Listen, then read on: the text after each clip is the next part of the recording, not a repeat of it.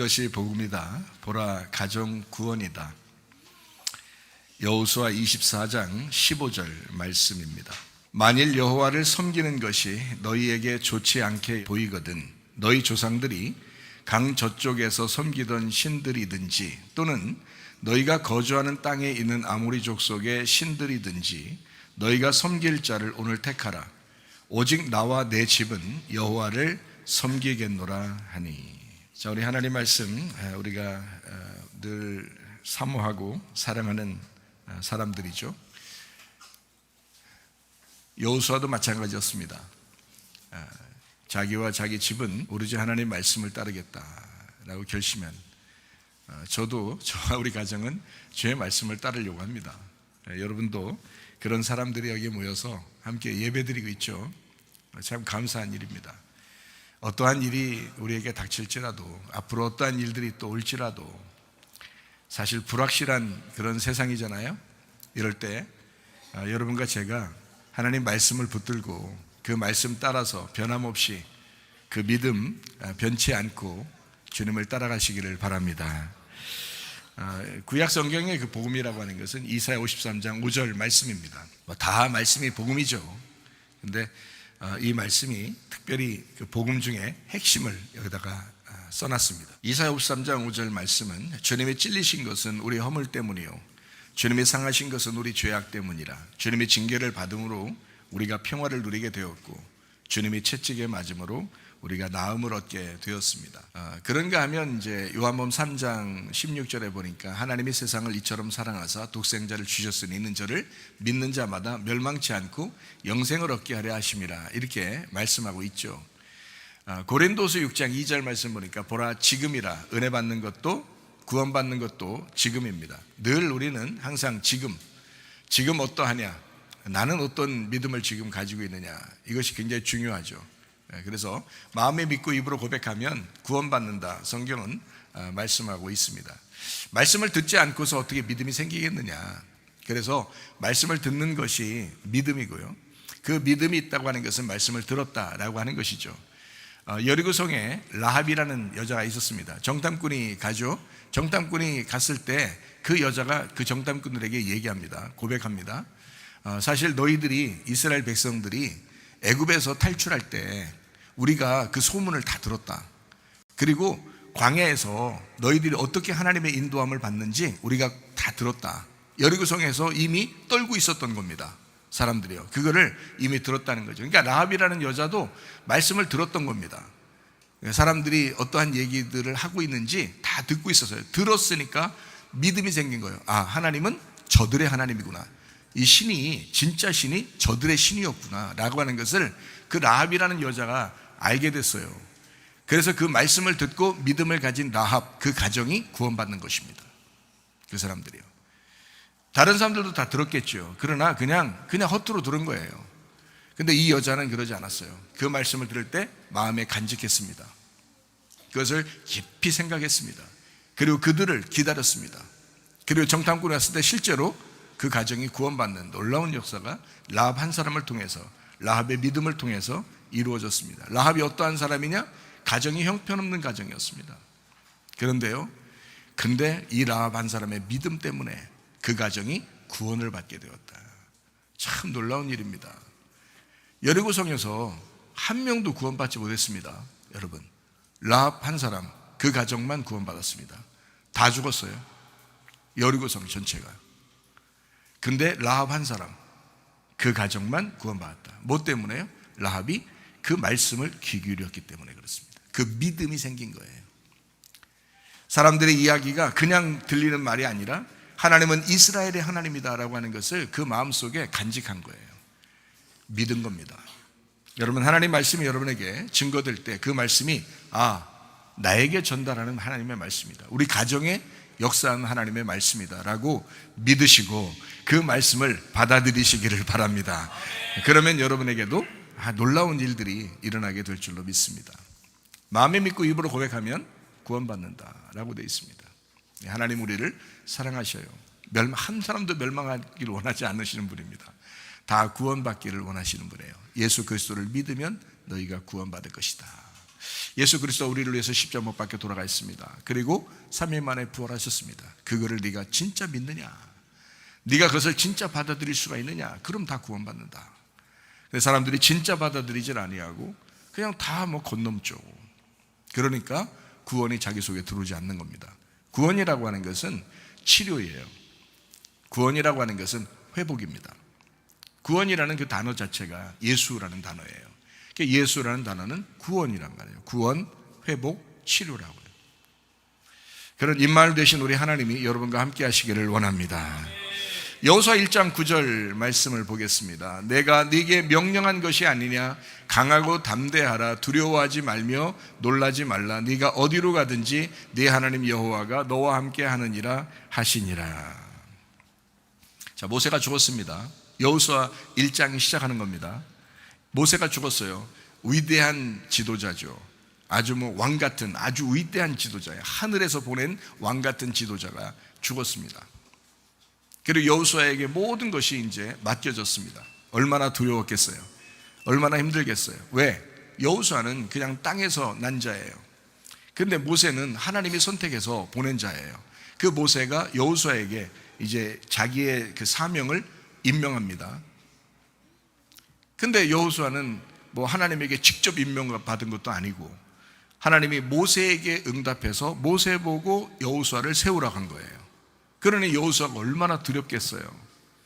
하나님의 직접적인 사명자가 아니고 모세로부터 임명받은 사람이니까.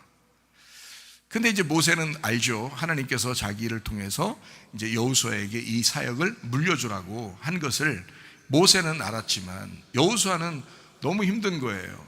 아니, 보통 위대해야지. 이 모세가 보통 지도자여야지. 그러니까 얼마나 힘들겠어요. 이 수많은 백성들을 이끌고 가나안 땅에 데리고 들어가야 돼요.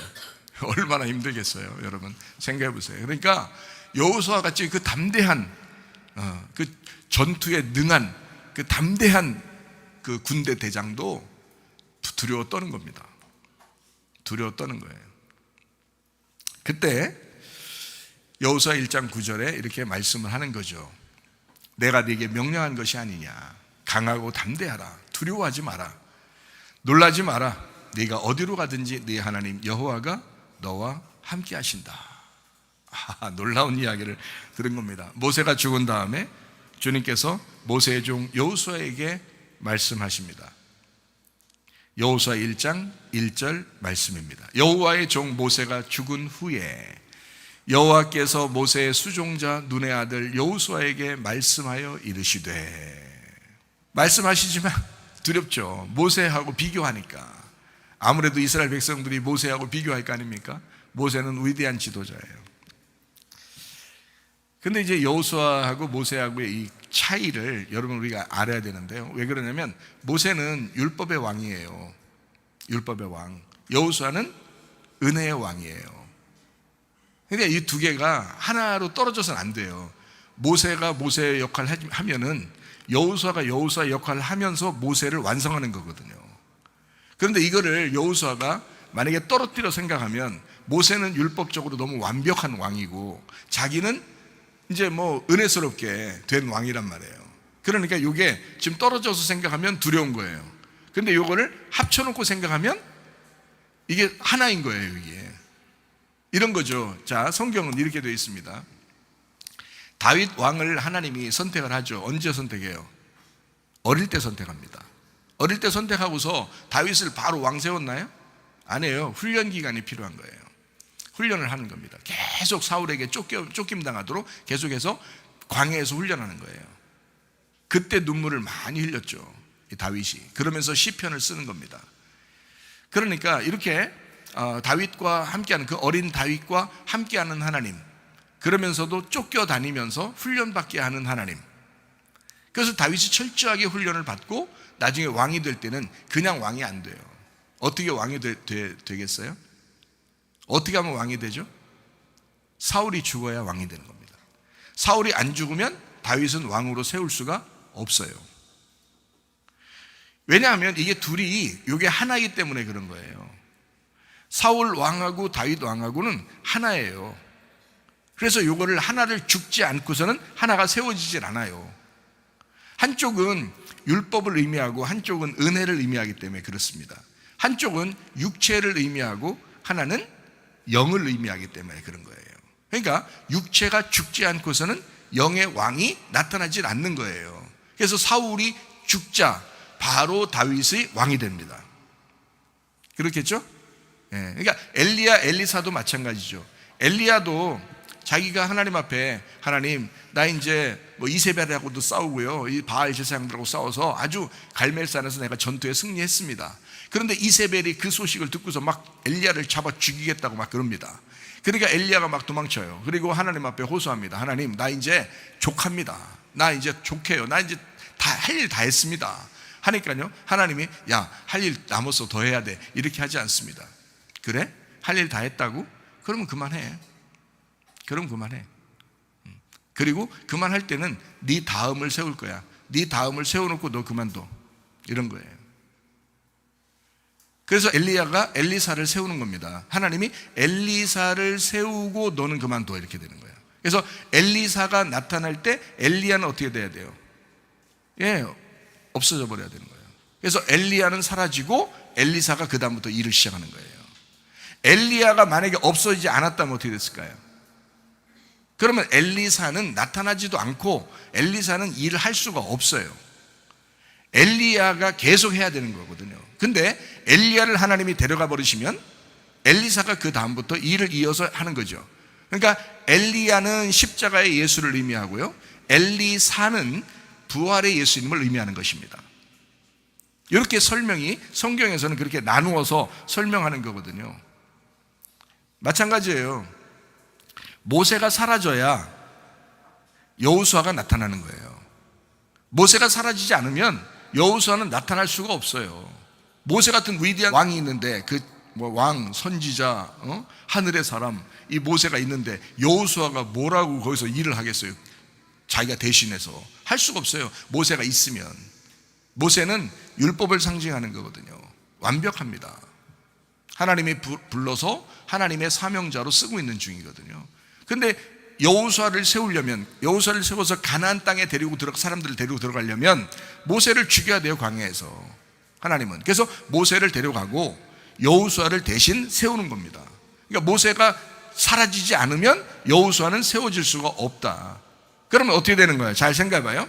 자, 모세가 죽은 후에 주께서 모세의 종 여호수아에게 말씀하십니다 라고 하는 게 여호수아 1장 1절의 말씀입니다. 이해가 되시죠? 자, 사울이 죽으면 다윗이 왕이 되고, 다윗이 죽으면 누가 왕이 돼요? 솔로몬이 왕이 되는 겁니다. 자, 다윗이 안 죽었는데 솔로몬이 나타날 수 있을까요, 왕으로? 못해요. 다윗이 죽어야 솔로몬 왕이 나타나는 거예요. 그러니까 솔로몬 왕은 뭘 의미하니까? 부활의 예수님을 의미하니까. 다윗은 뭘 의미하니까? 피를 많이 흘렸다, 전쟁을 많이 했다, 십자가의 예수를 의미하는 거거든요. 그러니까 다윗이 성전을 지어요, 솔로몬이 성전을 지어요? 솔로몬이 성전을 지어요. 왜? 다윗이 재료를 다 준비해 놔요. 그리고 솔로몬이 그 재료를 가지고 성전을 짓는 거예요. 십자가의 재료가 없으면 부활의 예수가 안 나타나는 거라고요. 십자가의 예수가 없으면 교회가 될 수가 없다고요. 십자가의 예수가 없으면 성전이 세워질 수가 없는 것입니다. 그래서 다윗이 죽어야 솔로몬이 나타나는 거예요. 사울이 죽어야 다윗이 나타나고요. 모세가 죽어야 여호수아가 나타나는 것이다. 이게 성경의 원리예요. 사실 이런 원리를 다 깨닫고 알고 있었으면, 지금 우리는 성경을 창세기부터 요한계시록까지 보면서 이걸 원리를 아니까, 그러니까 여호수아 두려워할 필요가 없었네 라고 하지만, 여호수아는 지금 처음 그 삶을 살고 있는 사람이잖아요. 그러니까 두려워할 수밖에 없다고요. 두려워할 수밖에 없다. 이게 무슨 원리인지를 잘 몰랐을 수도 있다고요. 그러니까 하나님께서 직접 나타나시는 겁니다. 자, 모세가 죽었지? 이제 내가 너와 함께 할 거야. 하나님이 나타나시는 거죠. 그게 원리니까 우리는 이제 알겠죠. 이것을 성령의 조명으로 이제 밝히 보면 아는 거예요. 우리는 이해하면 되는 거지만, 그때는 그 사람들은 그걸 살아야 되거든요. 그렇게 사는 사람들은 어떨 때는 판단 미스해가지고 실수도 하고 실패도 하고 막 이래요. 그렇지만 우리는 실패할 이유가 없어요. 실수할 이유가 없다. 왜? 창세기부터 요한계시록까지 전체를 보면서 말씀을 이해하고 있으니까, 그렇게 이해할 수가 있으니까. 자, 모세는 율법을 상징합니다. 여호수아는 뭘 상징한다고 그럼? 은혜를 상징하는 것입니다. 율법이 끝나면 은혜의 시대가 다가오는 거죠. 그래서 율법이 끝나야 은혜의 시대가 온다. 모세가 죽어야 여호수아가 등장하는 것이다. 여호수아 등장하면 율법이 사라지는 건가요? 없어지는 건가요? 지금 끝난다고 했잖아요. 사라진다 했잖아요. 그래야 은혜가 온다 했잖아요. 그러면 진짜 없어진 거예요? 아니에요. 잘 생각해봐요, 여러분. 예수님이 십자가 못 박혀 돌아가시면 그 예수님이 사라진 거예요? 아니죠. 그 예수님이 부활해서 그 예수님이 지금 우리와 함께 있다고요. 이해가 되십니까? 예수님은 한 분이라고. 근데 십자가의 죽음의 예수, 부활의 예수님 이렇게 나온다고요. 그러면 구약 성경에 있는 모든 사람들은 어떻게 나와야 되는 거냐면 두 사람이 같이 나와서 하나를 설명해야 되는 거예요. 무슨 말인지 알겠어요? 엘리야가 먼저 나와서 십자가 예수를 설명하면, 갈멜산 전투죠. 십자가 예수를 설명하면 그 다음에 엘리사가 나타나서 부활의 예수님을 설명해야 되는 거예요. 자, 사울이 나타날 때는 다윗이 나타나는 거예요. 그리고 다윗이 죽으면 솔로몬이 나타나야 되는 거예요. 그래서 이 세 가지가 같이 나타나요. 왜 이 세 가지라고 제가 설명하냐면 이렇게 말하는 겁니다. 잘 들으세요, 성경. 왜 세 가지로 나타나냐면, 자, 아담과 하와가 있을 때 아기를 몇 명 낳았어요? 아담과 하와가 몇 명 낳았죠? 수없이 많이 낳았어요. 수없이 많이 낳는데 성경에 기록된 것은 몇 명 나타나요? 3명 나타나요. 아담과 하와가 누구 먼저 낳았어요? 가인과 아벨을 먼저 낳았어요. 그리고 또 하나 누구 낳았어요? 하나, 둘, 셋, 이렇게 셋 낳았어요. 그래서 아담과 하와가 아기를 낳았을 때, 자, 900년 넘게 사는데 3명만 낳았을까? 계속 고통 없이, 고통을 받겠다.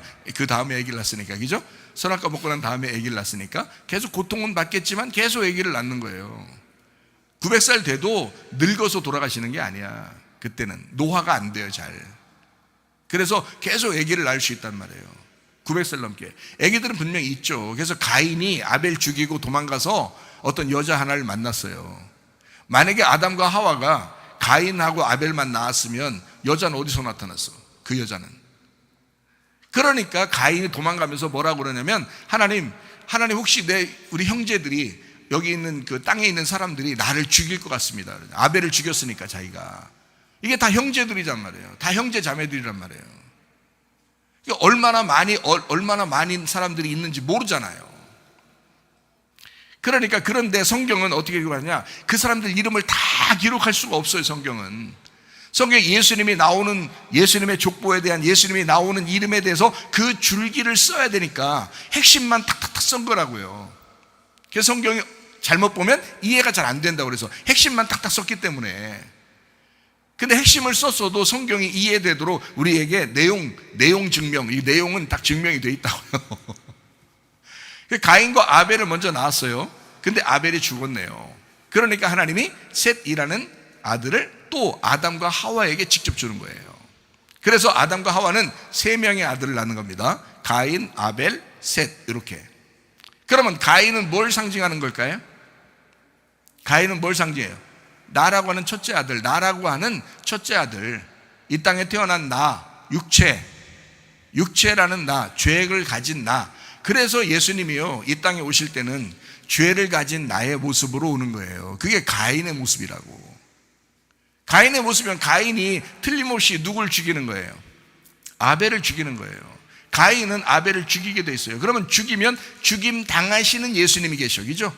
십자가에 못 박혀 돌아가시는 예수님, 나 때문에 죽임 당하시는 예수님이라고요. 결국 예수의 십자가를 잘 깨달았다고 하는 것은 무슨 뜻이냐? 내가 예수를 죽였구나, 내가 예수를 죽였구나라는 것을 깨닫는 사람이 예수를 잘 믿은 거라 이 말이에요. 예수님을 잘 깨달은 거라 이 말이에요. 그게 가인의 모습이라고요. 가인의 모습, 나 같은 모습이 아벨이라고 하는 예수를 죽인 거야. 무슨 말인지 아시겠어요? 그래서 죽임 당하신 예수, 그 다음에 어떻게 해요? 셋이라는 아들을 주셔서, 다시 말하면 부활한 예수, 아벨 때문에 셋이라는 아들을 주었다라고 하는 부활의 예수를 설명하는 거란 말이에요. 자, 죄인의 모습으로 온 가인 같은 예수, 아벨의 모습으로 오는 우리를 위해서 십자가 못 박혀 죽으시는 예수, 셋이라고 하는 하나님의 이름을 가지고 하나님의 특성을 가지고 부활하신 예수, 이렇게 세 가지가 돼야 예수님 한 사람을 설명한다고요. 예수님 한 분을. 그거를 이 두 가지로 말해서 예수님의 십자가와 예수님의 부활을 두 개로 설명할 때는 이렇게 두 개로 말하는 거예요. 두 개로. 모세와 여호수아, 엘리야와 엘리사. 무슨 말인지 알겠죠? 근데 이것이 세 가지로 설명하는 거라고요. 세 가지로. 원래는 세 가지인데 정확하게 말하면 세 가지로 설명하는 건데 이거를 두 개로 말할 때는 율법과 은혜 이렇게 말하는 거예요. 자, 우리 이 말씀들을 좀 이해하는 차원에서 우리가 왜 이 모세하고 여호수아를 이제 같이 보느냐 봐봐요. 엘리야가 죽으면 엘사가 나타난다 그랬죠. 사울이 죽으면 다윗이 나타난다 그랬죠. 그리고 다윗이 죽으면 솔로몬이 나타난다 이랬죠. 예. 그러면은 이게 이제 어떻게 보냐면 이렇게 보는 거예요. 다윗이 준비한 성전 재료를 가지고 솔로몬이 그 성전을 건축한다 이렇게 보는 거죠. 그러니까 이게 하나는 십자가요, 하나는 부활을 의미하는 거란 말이에요. 그래서 둘은 어떻게 돼요? 떨어질 수 있어요? 아니면 하나예요? 하나라고요. 하나라는 걸 설명하는 겁니다. 그러니까 솔로몬이 평생 사는 동안에는 누구를 대신 사는 거예요? 다윗을 대신 사는 거예요. 예, 그러니까 아들은 아버지인 거지. 예, 아버지가 아들로 사는 거죠. 이해가 되죠? 그러니까 모세는 사라지고 자, 여호수아가 살게 돼요. 지금 여호수아는 누구를 사는 거예요? 예, 모세를 사는 겁니다. 그래서 여호수아가 모세를 완성하는 거예요.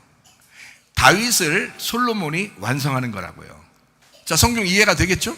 예, 그래서 모세가 죽고 여호수아가 이제 세움 받을 때 하나님이 나타나셔요. 말씀하시는 겁니다. 이제 직접적으로 말씀하죠. 모세가 있을 때는 어떻게 해요? 여호수아한테 직접 말하지 않습니다. 하나님이 모세에게 말하죠. 자, 엘리야한테 하나님이 직접 말하죠. 엘리사한테 직접 말하지 않습니다. 엘리야가 있으면. 근데 엘리야가 다 이제 떠나가면 엘리사하고만 하나님이 얘기합니다. 그렇죠? 그러니까 모세가 떠나가면 여호수아에게만 직접 하나님이 얘기합니다. 무슨 말씀인지 아시죠? 그래서 왜냐하면 모세를 여호수아가 사는 거고 다윗을 솔로몬이 사는 거고 엘리사가 엘리야를 사는 겁니다. 같이 사는 거예요.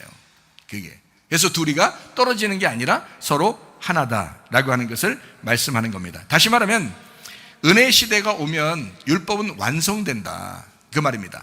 율법이 완성된다. 그래서 예수님은 죄 가운데 우리를 위해서 죄를 뒤집어 쓰시고 이 땅에 태어났지만 그가 십자가에 못 박혀 죽기 전까지는 부활의 영광이 없는 거예요. 그러니까 죄를 가지고 이 땅에 오시고 십자가의 죽음을 죽으시고 그리고 부활하신다. 요 세 가지를 전체 가지고 계신 분이 예수님이라는 거예요. 그 예수님을 우리가 깨닫는 거죠. 성경을 통해서. 그거를 이렇게 구약 성경을 통해서도 아, 예수님이 이런 식으로 이루어졌겠구나. 이 말씀이 이렇게 이루어졌구나라는 것을 우리는 말씀을 통해서 깨닫게 된다라는 말씀입니다. 그래서 모세는 여호수아로 다시 살아가는 것입니다. 이해가 되겠죠? 예, 떨어진 게 아닙니다. 다시 말하면 율법의 주님이 은혜의 주님이 되시는 거예요. 그러니까 여러분 율법 하면서 무시하지 마세요. 율법을 알아야 은혜를 깨닫는 것입니다. 율법 없이 은혜 나오는 거 아니에요. 절대적으로 이 완전히 울타리를 쳐줘야 그 안에서 즐겁게 지낼 수 있는 거예요. 그냥 무조건 즐겁게 지내라 울타리 안 쳐주고 그럼 다 잡혀 죽어요. 늑대가 이리가 와가지고 양들을 다 잡아 죽일 거 아닙니까? 근데 울타리를 쳐주는 거예요. 그게 보호, 그게 율법이라고요. 율법에는 울타리를 쳐주고 그 안에서 은혜를 누리라는 거 아니야. 그러니까 율법과 은혜는 떨어진 것 같지만 하나인 거예요. 무슨 말인지 아시겠죠? 그래서 율법이 필요하다는 거예요. 때로는 목사님이 여러분을 혼내는 것 같죠? 율법입니다. 때로는 어떤 때는 여러분에게 사랑하는 것 같죠? 그것은 은혜입니다. 이 두 가지가 같이 있어야지 하나로만 주장할 수가 없는 거예요. 무슨 말인지 아시겠죠? 하나님 말씀을 여러분이 잘 이해하고 들으시기를 바랍니다. 율법의 주님이 은혜의 주님으로 살아가게 된다. 이렇게 두 가지는 떨어진 것이 아니다. 하나다. 자, 모세는 백성을 이끌고 홍해바다를 건넜습니다. 맞죠? 그러면 잘 생각해요. 여호수아는 이제 어떻게 해요? 광야 생활을 다 끝내고 거기에서 태어난 광야에서 새로 태어난 사람들이 뭐냐? 거듭난 사람입니다. 새로 태어났다는 거죠. 왜냐하면 광야에서 처음 태어난 사람부터 여호수아가 데리고 들어가는 사람까지가 40년이에요. 40년. 그러니까 이 40세까지가 태어나는 사람부터 계속 태어나고 있겠죠. 그리고 40세까지가 여호수아가 데리고 들어갈 사람들이에요. 그 40세 이상 되는 사람들은요, 그 전에 다 죽었어요, 광야에서. 그러니까 옛사람들은, 애굽에서 나온 옛사람들은 다 광야에서 죽는 게 맞는 거고요. 죽었다고 해서 다 진짜 사라지고 그런 게 아니라 그 육체가 죽어야 된다라고는, 애굽에 있었던 육체가 죽어야 된다는 걸 우리한테 가르쳐 주는 거예요. 여러분과 제가 이 사람들 죽었으니까 무조건 지옥 이렇게, 여러분 그렇게 판단하지 마시고 성경을 자기에게 말씀하시라고요. 다른 사람 판단하려고 하지 말고, 다른 사람 비판하거나 판단하는 책이 아닙니다. 이 말씀이 나를 발견하고 나를 판단하라고 말씀을 주신 거예요. 이해가 되시겠습니까? 예수 그리스도를 정확하게 알고 자기 자신을 분석하고 자기를 깨달아서 구원받으라고, 그리고 교회와 하나 되라고 말씀을 우리에게 주신 거거든요. 광야에서 죽은 사람들은 애굽에서 나온 사람들이에요. 애굽에 나온 사람들은 다 죽을 수밖에 없다고요. 광야에서 육체니까, 육체적으로 나온 것은 할 일을 받아 다 육체를 끊어버려야 된다고요. 그래서 육체 끊어내는 작업이라고 얘기해요. 광야에서 죽는 것이. 광야에 죽었잖아요. 그럼 광야에서 이제 새로 태어난 사람들이 있어요. 그러니까 여기서 다시 태어난 거지.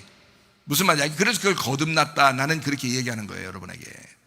이걸 아니까 전체적으로 애굽, 광야, 가나안의 모든 사정을, 이 역사를 가만히 가는 기회를, 3일기를 아니까 이걸 이렇게 얘기하는 거예요. 나누어진 게 아니라 연결되어 있는 거다. 그러므로 애굽에서 나온 건 죽고 광야에서 다시 태어난 사람이 거듭난 건데, 이 사람들이 가나안 땅을 정복하게 되는 거다.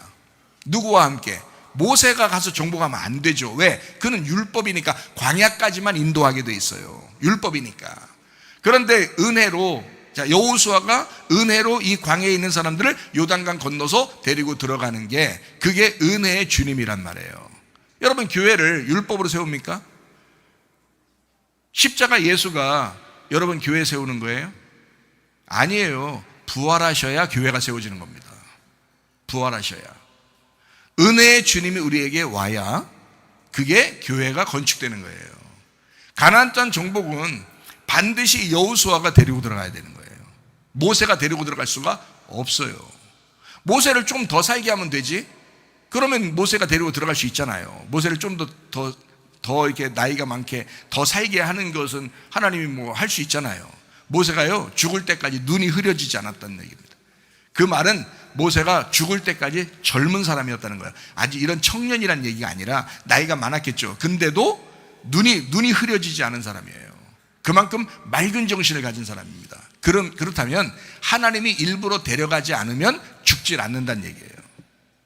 그래서 하나님이 일부러 모세를 데려갔고 여호수아를 세우는 거예요. 왜? 성경은 모세와 여호수아를 통해서 율법과 은혜를 설명하는 것이니까. 모세는 홍해바다를 건너서 광야까지 인도하는 거고, 여호수아는 이제 광야에서 사람들이 이제 죽고 광야에서 새로 태어난 사람들을 데리고 거듭난 백성들을 이끌고 요단강을 데리고 들어가는 것입니다. 요단강을 건너서 가나안 땅에 데리고 들어갈 수 있도록 요단강을 들어가고 요단강에서 나오는 거예요. 모세 때는 어떻게 했어요?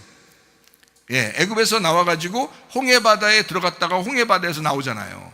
근데 여기는 이제 여호수아는 어떻게 해요? 요단강에 들어가서 요단강에서 나오는 거죠. 그죠? 그렇게 하나님은 이렇게 성경을 만들어 놨다. 자, 여호수아 1장 5절 말씀입니다. 내 평생에 너를 능히 대적할 자가 없으리니 내가 모세와 함께 있었던 것 같이 너와 함께 있을 것임이니라. 내가 너를 떠나지 아니하며 버리지 아니하겠다라고 말씀합니다. 하나님이 함께 하시면 됩니다. 하나님이 함께 하시면 모든 것이 끝납니다. 하나님이 우리 편이시면 끝나는 거예요. 내가 하나님 편이면 끝난 겁니다. 모든 게임에 가장 우승자와 함께 있으면 우승하는 거거든요. 근데 하나님이 우승자거든요. 하나님과 함께 있으면 두려울 게 없습니다. 그렇죠? 근데 왜 두려운가? 하나님이 함께 있는 것 같지가 않으니까 두려운 거야. 딴 사람한테는 하나님이 함께 하는 것 같은데 자기 기도는 안 들어줄 것 같으니까, 그러니까 무서운 거야. 그러니까 두려운 거야. 하나님이 나와 함께 하신다면 두려울 수가 없죠. 자, 생각해 보세요. 여호수아 1장 9절 말씀입니다. 내가 네게 명령한 것이 아니냐. 강하고 담대하라. 두려워하지 말며 놀라지 마라. 내가 어디로 가든지 네 하나님 여호와가 너와 함께 하느니라 하시니라. 보세요. 하나님께서 우리와 어디로 가든지 함께 하시면 그만이죠. 그죠? 아니, 하나님이 나와 함께 하시면 끝나는 거 아닙니까? 내가 어디에 있든지 무엇을 하든지 하나님 나와 함께 하실 거야. 그러면 게임 오버예요. 제가 그걸 경험했어요. 제가 그걸 주님 앞에 응답을 받았다고요. 내가 어떠한 짓을 하고 있을 때도 하나님이 거기에 나와 함께 있었다. 하나님이 눈물을 흘릴지언정 그래도 나와 함께 하고 있었다라는 것을 응답해 주셨어요. 눈물 더 나더라고. 그러니까 눈물 더 나더라고. 하나님이 나와 함께 하신다라고 하는 것을 정확하게. 여러분, 그래서요, 하나님 우리와 함께 하시니까 우리 모든 사람이, 지옥 갈 사람이 있겠어요, 없겠어요? 응? 지옥 갈 사람이 있겠어, 없겠어? 없어. 원래는 없어야지. 그렇잖아요? 여러분, 지옥에 왜 가는 거예요? 지옥에 왜 가는 거예요? 죄 때문에 지옥 가요. 죄 때문에. 그런데 그 죄를 예수님이 십자가 못 박혀 돌아가시면서 그 죄를 다 해결했나요, 안 했나요? 다 해결했어요. 사실은 모든 죄를 다 해결했다고. 무슨 말이야? 그러니까 한마디로 말하면 죄 때문에 지옥 가는 것은 한 사람도 없다. 죄 때문에 지옥 가는 사람은 한 사람도 없다. 어떤 사람은 그러대요, 저한테. 제가요, 죄 지은 게 많아가지고요, 교회를 미안해서 못 나가겠어요. 이런 사람도 있더라고요. 그럴 필요 하나도 없습니다. 죄 때문에 지옥 가는 건 없어졌어요. 예수님이 그 죄를 다 짊어지고 다 이루었다 그러면 그 죄가 다 사라진 거예요. 죄 때문에 지옥 갈 사람은 한 명도 없습니다. 정확하게 아셔야죠. 복음은 성경대로 정확하게 아셔야죠. 죄 때문에 지옥 가는 것은 아닙니다. 다시 말하면 하나님이 일방적으로 우리와 함께 하시고요, 하나님이 일방적으로 십자가 못 박혀 돌아가시면서 우리의 모든 죄를 다 끝냈잖아요. 누가 거기서 더 할 일이 있습니까? 우리가 더 할 일이 있어요? 아니에요. 예수님이 십자가 못 박혀 돌아가신 것은 모든 죄를 짊어지고 일방적으로 돌아가신 거예요. 내가 너희 죄를 다 사해줄게. 너희 빚을 다 갚아줄게. 다 빚을 다 갚았는데 빚쟁이가 쫓아와가지고 너 아직도 죄인이지. 그러니까 거기 겁나가지고 또 막 빚진 놈처럼 도망 다니는 거예요. 그게 사람들이라고요. 예수님이 이미 빚을 다 갚았는데, 죄를 다 갚아줬는데, 근데 아직도 빚쟁이에게 쫓겨다니는 거라고요. 무슨 말인지 아십니까? 하나님이 일방적으로 함께 하시고 사랑하시고 자기 아들을 보내서 죽게 하시고 우리를 구원하셨습니다. 모든 죄를 다 끝냈어요. 죄가 있어요, 없어요? 없어요. 죄 때문에 지옥 갈 사람 한 사람도 없습니다. 그러면 뭐 때문에 지옥 가요? 안 믿으니까 지옥 가는 거예요. 그 사실을 안 믿으니까 지옥 가는 거예요. 요한복음 16장 9절 말씀입니다. 죄에 대하라 함은 그들이 나를 믿지 아니하며. 더 이상 죄는 사라졌는데 네가 안 믿는 게 그게 죄야. 제가 분명히 하나님 앞에 응답받았습니다. 제가 이 사실을 분명히 응답받았습니다. 네가 나를 안 믿었어. 그게 죄인 거야. 나는 다른 이런 죄 저런 죄 하나님 앞에 회개하려고 그렇게 눈물로 호소하고 있었는데 하나님이 나에게 딱 한마디, 그런 모든 죄는 사실 사라졌는데 네가 나를 안 믿었기 때문에 그렇게 사는 거야. 그게 내가요, 목사일 때 그렇게 한 겁니다. 목사일 때 응답받은 사실이에요. 그러니 이게 얼마나 심각한 거냐고요, 여러분. 사람들이 잘 모른다는 거죠. 하나님을 잘 모른다는 거예요. 예수를 잘 모른다는 거예요. 그 마음을 잘 모른다는 거예요.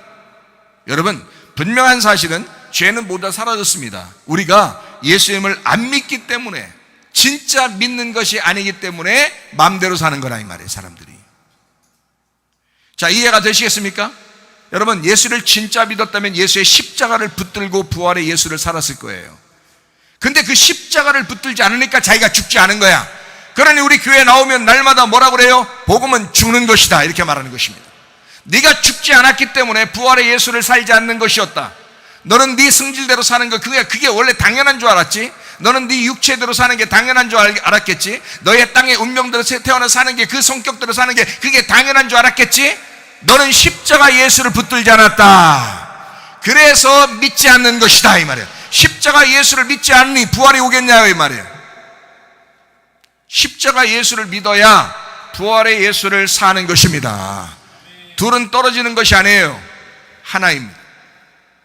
오늘 분명히 이 복음을 깨달으시기를 바랍니다. 솔직히 하나님 탓이 아닙니다. 여러분 지옥 가는 거 하나님 탓 아닙니다. 여러분이 하나님을 믿지 않았기 때문에, 예수를 믿지 않았기 때문에 지옥 가는 거예요. 예수만 간단하게 믿으면요, 진짜 자기의 모든 힘을 다 빼고, 그래서 병원에서 누워있는 사람들 있잖아요, 무시 못합니다. 자기 힘이 다 빠져버렸잖아요. 순간적으로 예수를 믿고 싶은 마음이 생긴다고요. 그럴 때 그 예수를 진짜 받아들여도 아무 일도 할 수 없어요.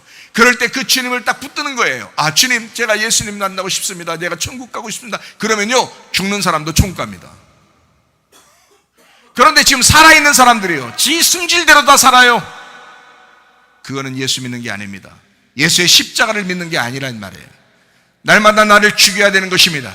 자기가 사라져야 되는 거예요. 그래야 부활의 예수를 살게 되는 줄로 믿습니다.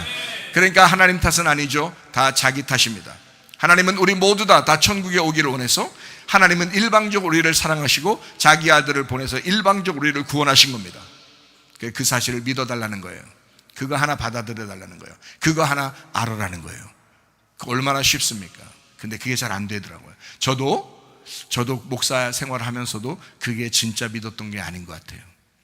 그게 그냥 지식적으로 내가 많이 공부해서 내가 믿었던 것 같아요. 아, 그런데 진짜 예수를 내가 만나보니까, 야, 이런 것이었구나.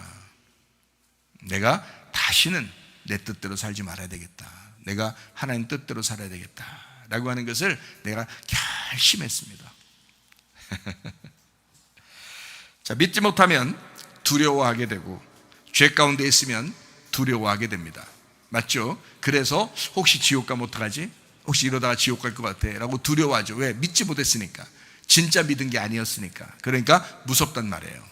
자, 성경 한번 봅시다. 마태복음 8장 26절 말씀입니다. 예수께서 이르시되 어찌하여 무서워하느냐? 믿음이 작은 자들아 하시고 곧 일어나서 바람과 바다를 꾸짖으시니 아주 잔잔하게 되었다. 자, 뭐가 없다? 무서워한 것이 뭐가 없어서? 믿음이 없어서. 믿음이 없어서. 자, 천국 어떻게 가죠? 믿음으로 가는 거거든요. 근데 믿음이 없다는 거야. 그러니까 무서워하죠. 무슨 말인지 아시겠어요? 그러니까 단순히 너 무서워하니까 지옥 가 이런 말이 아니라 네가 믿음이 없다. 너 믿음이 없다. 디모데후서 1장 7절 말씀입니다. 하나님이 우리에게 주신 것은 두려워하는 마음이 아니요 오직 능력과 사랑과 절제하는 마음이다. 하나님은 우리에게 두려워하는 마음을 주신 것이 아니다. 두려워하게 하는 마음은 누가 주는 거예요? 자기 스스로가 마귀의 꼬임에 당해서 스스로 두려워하는 거예요. 하나님이 주신 마음이 아니라고요. 여러분, 두려움을 다 떨쳐내 버리시기를 바랍니다.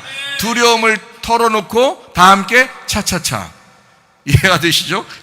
자, 히브리서 2장 3절 말씀입니다. 우리가 이같이 큰 구원을 등한히 여기면 어찌 그 보응을 피하리요. 이 구원은 처음에 주로 말씀하신 바요 들은 자들이 우리에게 확증하다, 이렇게 말했습니다. 그래서 이 구원은 뭐로 말미암아 왔다?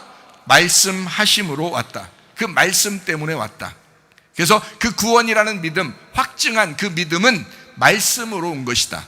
말씀을 여러분이 들어야 믿음이 생기는 거예요. 그래서 믿음이 점점 떨어지는 것 같아도 어떨 때는 무섭고 두려움이 오는데 갑자기 말씀을 듣기 시작하면서 갑자기 자기가 믿음이 또 생기고 막 두려워하는 마음이 사라지고 막 이렇게 되죠. 평안하고, 이죠. 아, 그게 그 구원이 왜 오냐? 말씀을 들음으로. 말씀을 들음으로. 자, 요한계시록 21장 8절 말씀입니다. 그러나 두려워하는 자들과 믿지 아니하는 자들과 흉악한 자, 살인자, 음행하는 자, 점술과 우상숭배자, 거짓말 모든 자들은 불과 유황으로 타는 못에 던져지리니 이것이 둘째 사망이라. 자, 두려워하는 사람이 믿지 않는 사람이다. 믿지 않는 사람이 두려워하는 사람이다. 자, 믿지 못하면 두려워하게 됩니다. 죄를 지으면 두려워하게 됩니다. 자, 이것을 모두 다 해결하신 분이 누구라고요? 예수 그리스도. 하나님은 여호수아에게 참된 믿음을 가지라고 말씀합니다. 그게 여호수아 1장의 말씀이에요. 하나님이 여호수아에게 참된 믿음을 가져라. 다시 말하면 너 두려워하지 말라, 이 말은 야, 믿음을 가져라, 이 말이거든요. 뭐가 없었다는 거예요? 믿음이 없었다, 이 말이에요. 네가 무서워하는 것은 지금 믿음이 없기 때문이다. 다른 것이 아니라 모세가 죽었기 때문에 무서운 게 아니라 믿음이 없어서 그런 것이다. 이해가 되시겠죠? 무슨 말인가? 예. 하나님을 믿고 두려워하지 말라고 여호수아 1장에 권고합니다. 하나님의 말씀을 믿는 것이 평화입니다. 여러분, 말씀을 잘 믿으면요 막 평안해집니다. 그렇죠? 어떨 때는 막 말씀이 평안해져요. 말씀을 들으면서 마음이 평안해져요. 왜 그럴까요? 그 두려움이 사라진 것입니다. 믿음이 온 거예요. 여호수아는 모세의 율법책을 주야로 묵상해야 했습니다. 여호수아 1장 8절 말씀입니다.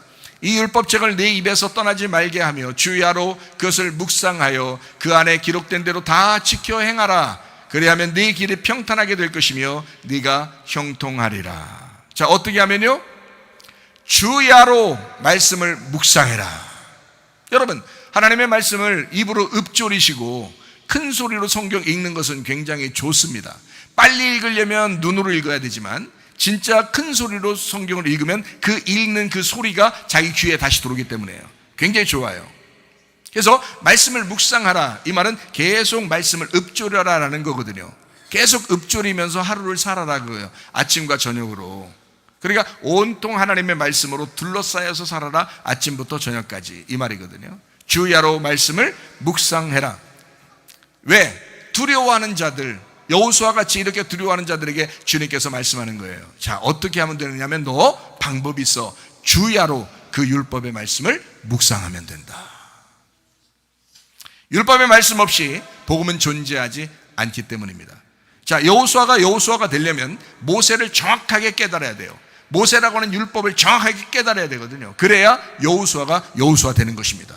그래서요, 여호수아에게 하나님은 말씀합니다. 율법책을 네 입에서 떠나지 않게 해라. 너 주야로 말씀을 묵상해야 된다.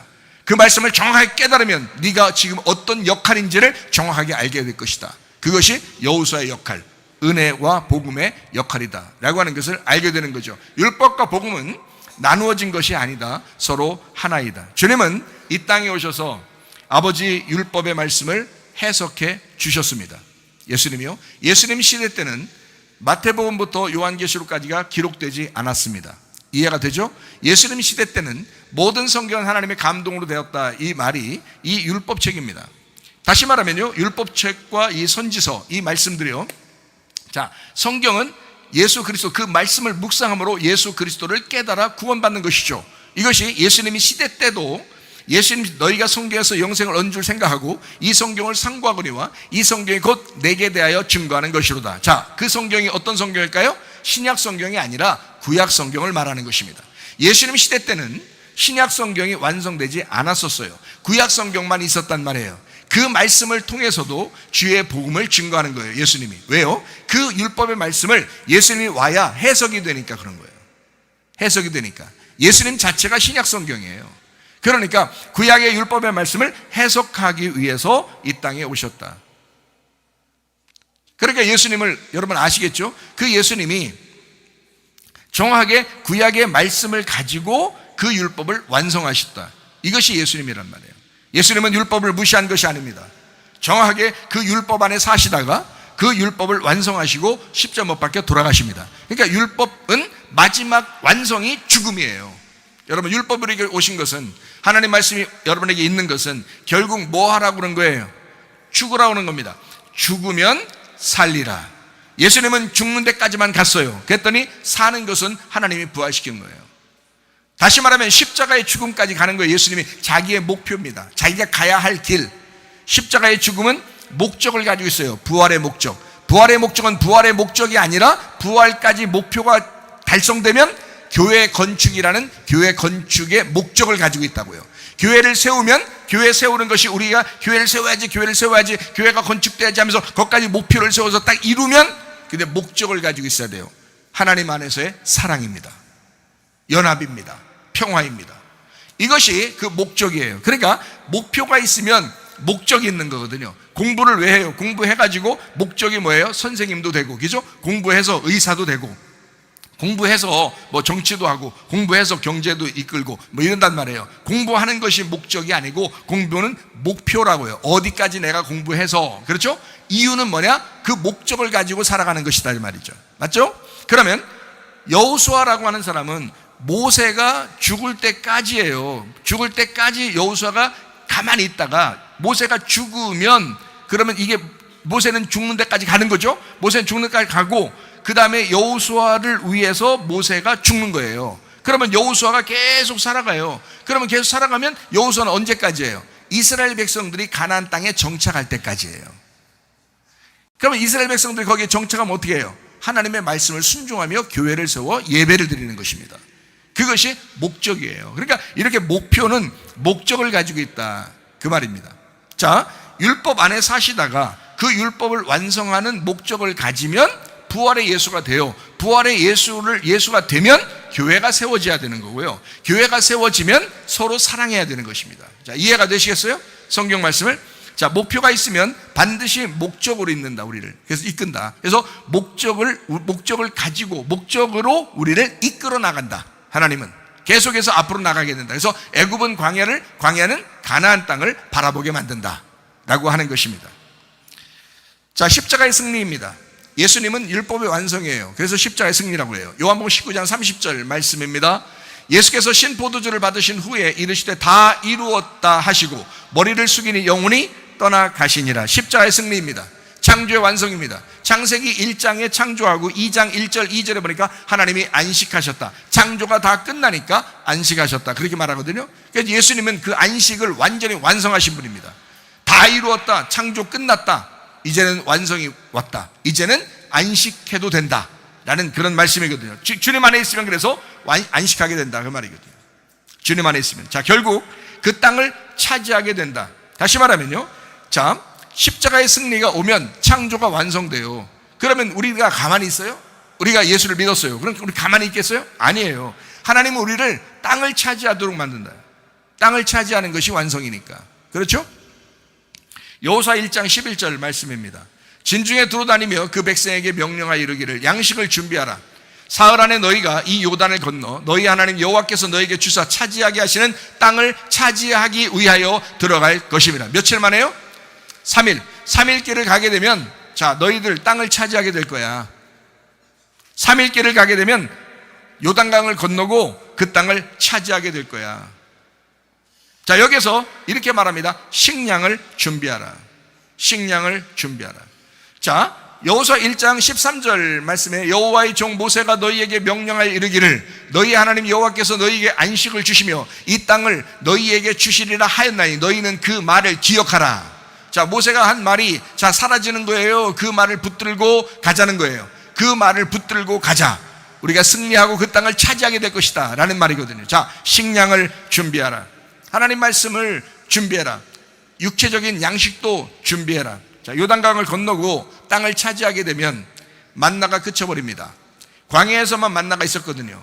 위에서 내려오던 만나는 이제 광야까지예요. 요단강을 건너서 가나안 땅 정복하게 되면 만나는 끝입니다. 그리고 거기에 들어가면 이 땅을 정복해서 농사지어서 양식을 먹게 돼 있어요. 그게 가나안 땅의 정복입니다. 여러분, 어떤 삶이 더 좋아요? 광야의 삶이 좋아요? 가나안 땅 삶이 좋아요? 그냥 게으른 사람들은 광야의 삶이 좋은 거고요, 부지런하고 주님 안에서 날마다 전진하는 사람들은 가나안 땅의 삶이 좋은 것입니다.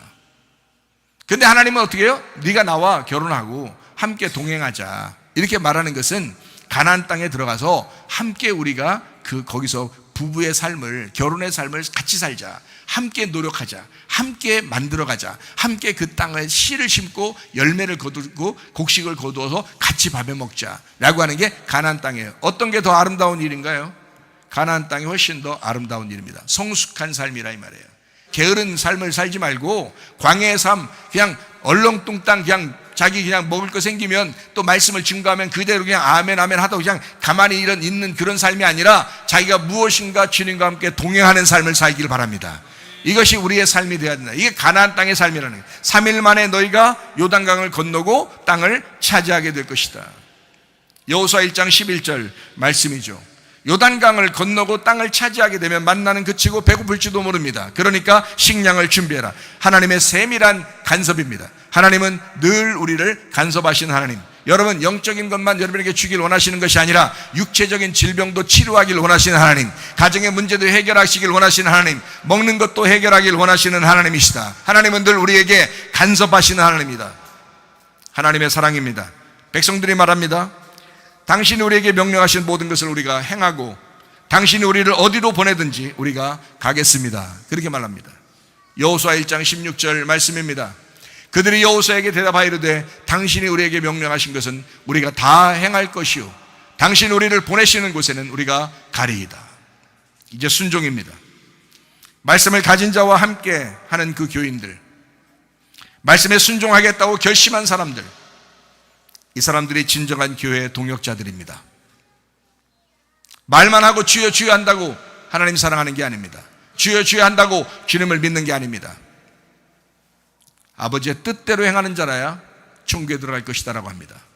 목사가 뭔가 말을 하면 그냥 건넘고 그냥 듣지도 않고 그냥 말하면 말 썼는가 보다. 그래서 대충 그냥 목사가 뭐 편지를 보내도 대충 읽고 그냥 쑥 지나가. 넵 로봇처럼 막 그렇게 하는 사람들도 있어요. 안 돼요. 그거는 주여 주여 하는 것입니다. 진짜 목사를 사랑하는 게 아니죠. 진짜 교회를 사랑하는 게 아니죠. 목사는 뭔가 목사가 얘기할 게 있으면 목사는 진지하게 뭔가 얘기하는 게 있어요. 자, 진지하든 진지하지 않든 뭔가 얘기하는 게 있으면 자세히 읽어봐야죠. 자세히 그냥 주여 주여. 자, 그러면서도 뭐라 하면 목사님 사랑합니다, 목사님 존경합니다. 말은 누구나 다 할 수 있죠. 말은 누구나 다 할 수 있죠. 그건 목사를 존경하는 게 아니죠. 목사를 진짜 존경한다면 냅 하기 전에 3번 이상을 읽고 이것을 이런 내용이었구나, 목사님 마음이 오죽했을까, 목사님 마음이 이런 거였구나 라고 이해해 주는 것이 목사를 사랑하는 거죠.